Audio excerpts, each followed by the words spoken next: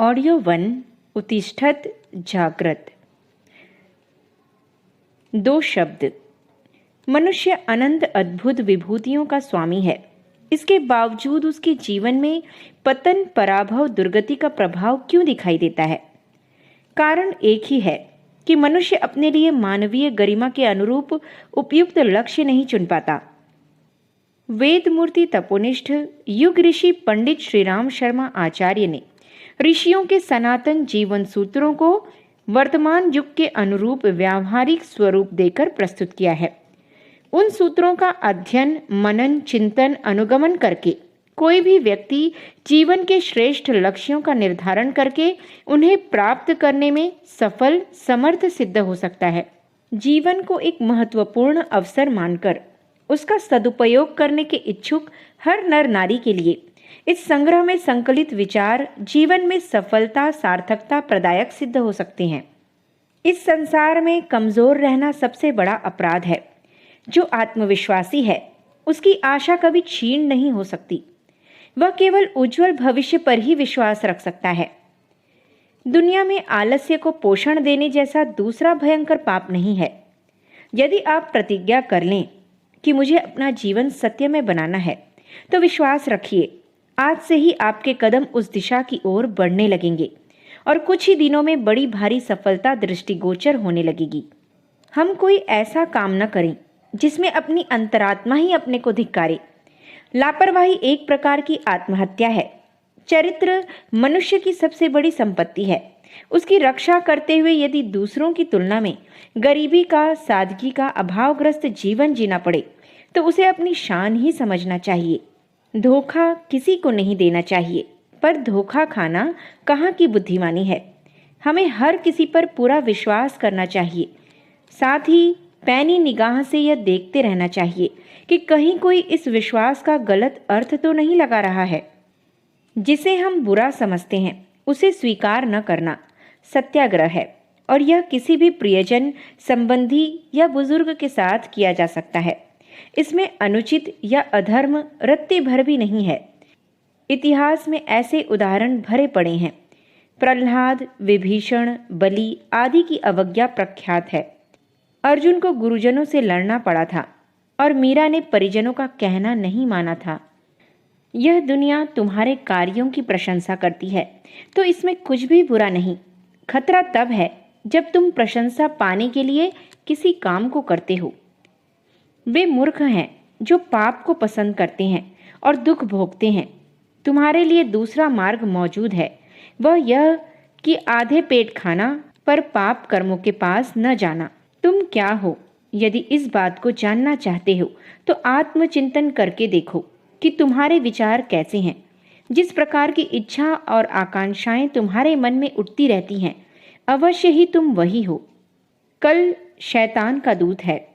इतिहास से प्रकट है कि इस कल की धार पर कितने प्रतिभावानों का गला कट गया, कितनों की योजनाएं अधूरी रह गईं, कितनों के निश्चय जबानी जमा खर्च रह गए, कितने हाय कुछ न कर पाया कहते हुए हाथ मलते रह गए। कल असमर्थता और आलस्य का द्योतक है। सत्य मार्ग से ही उन्नति प्राप्त करनी चाहिए। परमेश्वर सब कार्यों को यथावत जानता है, इसलिए उससे कोई भी पाप करके बचा नहीं जा सकता। अपनी ही बात को ठीक मानने का अर्थ है और सबकी बातें झूठी मानना। इस प्रकार का अहंकार अज्ञान का द्योतक है। इस असहिष्णुता से घृणा और विरोध बढ़ता है। सत्य की प्राप्ति नहीं होती। सत्य की प्राप्ति होनी तभी संभव है जब हम अपनी भूलों, त्रुटियों और कमियों को भी निष्पक्ष भाव से देखें। अनुशासनबद्ध जीवन जीने वाला व्यक्ति सदैव प्रसन्नचित्त और आनंदमय स्थिति में रहता है। उसकी उपस्थिति मात्र से वातावरण में प्रसन्नता की लहर दौड़ उठती है। अच्छाइयों का संचार होता है। भले काम उसके द्वारा स्वतः ही होने लगते हैं। यदि तुम सफलता चाहते हो तो अध्यवसाय को अपना मित्र, अनुभव को अपना सलाहकार, सावधानी को भाई और आशा को अपना अभिभावक बनाओ। आप किसी भी लोभ लालच के लिए अपनी आत्म स्वतंत्रता मत बेचिए। किसी भी फायदे के बदले में आत्म गौरव का गला मत कटने दीजिए, क्योंकि इससे आपकी प्रतिष्ठा बढ़ेगी और आत्म गौरव को प्रोत्साहन मिलेगा। आत्मगौरव के साथ जीने में ही जिंदगी का सच्चा आनंद है। चापलूसी और कायरता से यदि कुछ लाभ होता हो तो भी उसे त्याग कर कष्ट में रहना स्वीकार कर लीजिए। जब तुम उन्नति का उद्योग कर रहे हो तो बड़ों के साथ रहो, और जब शिखर पर पहुंच जाओ तो छोटे मनुष्यों को साथ में रखो। ध्यान पूर्वक सुन लो, अच्छी तरह समझ लो, भली प्रकार अनुभव कर लो कि तुम बढ़ रहे हो। एक निश्चित चेतना द्वारा तुम्हारे मन को बढ़ने के लिए अग्रसर किया जा रहा है। फिर भी उसकी गति किस ओर हो, यह बात तुम्हारे ऊपर छोड़ी गई है। ईश्वर ने एक गतिशील यंत्र देकर जीव को इस चतुर्मुखी दुनिया में घूमने के लिए स्वतंत्र छोड़ दिया है। गिरे हुए को उठाओ, गिरते हुए को संभालो, पर धक्का किसी को मत दो। सोचो, यदि कोई तुम्हें धक्का देने लगता है तो तुम्हारा हृदय उसे कैसा अभिशाप देता है, वैसा ही उसका भी देगा। मनुष्य गलतियों से भरा हुआ है, सब में कुछ न कुछ दोष होते हैं। इसलिए दूसरों के दोषों पर ध्यान न देकर उनके गुणों को परखना चाहिए और आपस में मिलजुल कर एक दूसरे को सुधारने का उद्योग करते हुए प्रेम पूर्वक आगे बढ़ना चाहिए। जिस काम को आज कर सकते हैं उसे कल के लिए छोड़ना मनुष्य जीवन की सबसे बड़ी भूल है। नित्य हंसमुख रहो, मुख को मलिन कभी मत करो। यह निश्चय कर लो कि चिंता ने तुम्हारे लिए जगत में जन्म ही नहीं लिया। इस आनंद के स्रोत जीवन में सिवा हंसने के चिंता के लिए स्थान ही कहाँ है। यदि गिर पड़ो तो हताश मत हो। गिरना बुरा नहीं है, क्योंकि गिरकर भी उठा जा सकता है। जो चढ़ता है वही गिरता भी है। घबराओ मत, चलो, गिरो, उठो, फिर आगे बढ़ो। सुंदर वही है जिसका हृदय सुंदर है, जो आकृति से बहुत सुंदर है, जिसके शरीर का रंग और चेहरे की बनावट बहुत आकर्षक है, परंतु जिसके हृदय में दुर्गुण और दोष भरे हैं, वह मनुष्य वास्तव में गंदा और कुरूप है। इस बात की परवाह मत करो कि लोग तुम्हें क्या कहते हैं। लोग तो अपने अपने मन की कहेंगे। वे राग द्वेष का जैसा चश्मा चढ़ाए होंगे वैसा ही कहेंगे। उनकी प्रशंसा में फूलो मत और उनकी निंदा से घबराकर लक्ष्य से मत हटो। 4 बातें नहीं भूलनी चाहिए: बड़ों का आदर करना, छोटों को सलाह देना, बुद्धिमानों से सलाह लेना और मूर्खों से न उलझना। जब तक तुम स्वयं अपने उद्धार के लिए कमर कसकर खड़े नहीं होते, तब तक करोड़ों ईसा, मुहम्मद, बुद्ध या राम मिलकर भी तुम्हारी रत्ती भर भी सहायता नहीं कर सकते। इसलिए दूसरों की तरफ मत ताको, अपनी सहायता आप करो। अपने से अधिक सुखी मनुष्यों को देखकर मन में ईर्ष्या उत्पन्न मत करो, वरन अपने से गिरी हुई दशा के कुछ उदाहरणों को सामने रखकर उनकी और अपनी दशा की तुलना करो। तब तुम्हें प्रसन्नता होगी कि ईश्वर ने तुम्हें उनकी अपेक्षा कितनी सुविधाएं दे रखी हैं। कर्तव्य पालन करते हुए मौत मिलना मनुष्य जीवन की सबसे बड़ी सफलता और सार्थकता मानी गई है। यह जीवन संग्राम है। इसमें जो युद्ध की सी तत्परता व्यक्त नहीं करता वह हार जाता है, पर जो प्रयत्न और पुरुषार्थ का गांडीव उठाकर रणोदत्त हो जाता है वही अंत में विजय पाता है। जिसे नैतिकता के प्रति आस्था तो हो पर उसके लिए लड़ पड़ने की हिम्मत ना हो, वह भले ही कई डिग्रियां ले चुका हो, सुशिक्षित नहीं कहा जा सकता। परिश्रम और आत्मविश्वास एक दूसरे के बिना अधूरे हैं। दोनों मिलकर के ही लक्ष्य तक पहुंचने में समर्थ हो पाते हैं। दुनिया में कई लोग अपने आप को उन सौभाग्यशाली लोगों से अलग समझते हैं जो महत्वपूर्ण उपलब्धियां प्राप्त कर चुके हैं।